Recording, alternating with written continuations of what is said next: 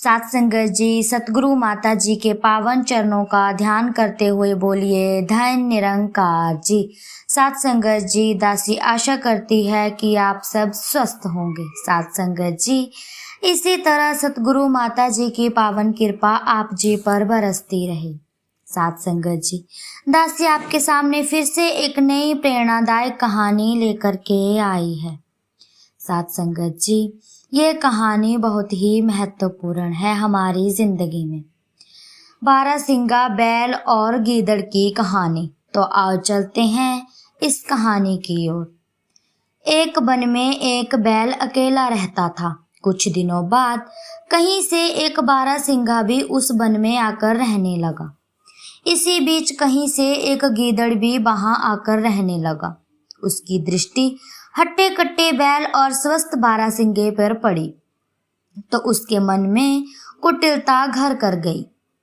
उसने सोचा, अगर किसी तरह इन दोनों को मार दिया जाए तो कई दिनों के भोजन का प्रबंध हो सकता है। उस गीदड़ ने बैल और बारहसिंगे के साथ दोस्ती करने की सोची। वे दोनों गीदड़ की चिकनी चुपड़ी बातों में आ गए। साथ संगत, कुछ दिन बाद ही उसने अपनी योजना अनुसार बैल और बारहसिंगे को एक दूसरे के खिलाफ अकेले में कान भरने शुरू कर दिए। वह बारहसिंगा से बोला, मित्र, तुम्हें बैल मारना चाहता है, ऐसी बात उसने मुझसे कही। अगले दिन गीदड़ ने बैल से जाकर कहा, बैल भैया, अभी अभी बारहसिंगा मुझसे कह रहा था कि वह तुम्हें अपने सींगों से मार डालेगा।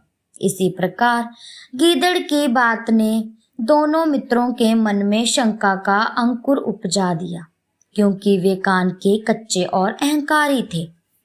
वे गीदड़ की बात को सच मानकर एक दूसरे के शत्रु बन बैठे और वे अलग अलग रहने लगे। वे एक दूसरे से बात नहीं करते थे। गीदड़ ने अपनी योजना अनुसार उन्हें एक दूसरे के खिलाफ भड़काने का काम जारी रखा।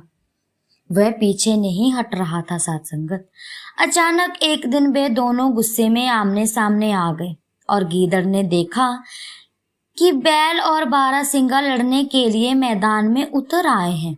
वह उनकी लड़ाई देखने के लिए एक झाड़ी में छिपकर बैठ गया। वह सारा दृश्य वहां से देखता रहा, लेकिन उसने किसी को छुड़ाना ठीक नहीं समझा। वे दोनों लड़ते लड़ते लहूलुहान होकर गिर गए। धोखेबाज गीदड़ ने इस मौके का फायदा उठाया और उनसे दोनों का अंत कर दिया। तो साथ संगत, तीसरे की कुटिलता को दोस्तों में दुश्मनी पैदा कर देती है। इसीलिए दोस्ती सोच समझकर और परख कर ही करनी चाहिए। हमें किसी पर ऐसे आंख मूंद कर विश्वास नहीं करना चाहिए। पहले हम अपने कानों से सुने, फिर दूसरे पर विश्वास करें। साथ संगत जी, ऐसे किसी की बातों में आकर के अपनी दोस्ती, घर परिवार आदि को बिखरने से बचाएं।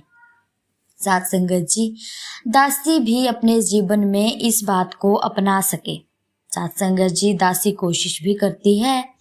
साथ संगत जी, दासी ऐसी ही सतगुरु माता जी से प्रार्थना करती है कि ये सभी के मन में बात बैठ जाए कि हमें किसी से भी ऐसे धोखेबाजी नहीं करनी चाहिए।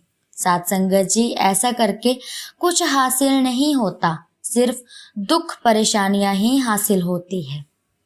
तो साथ संगत जी, दासी की कहानी आप जी को अच्छी लगी हो तो चैनल को लाइक, शेयर, कमेंट जरूर करें। साथ संगत जी, ऐसी ही नई नई कहानियों के लिए चैनल को सब्सक्राइब करें। साथ संगत जी, तब के लिए साथ संगत जी, धन्य निरंकार जी।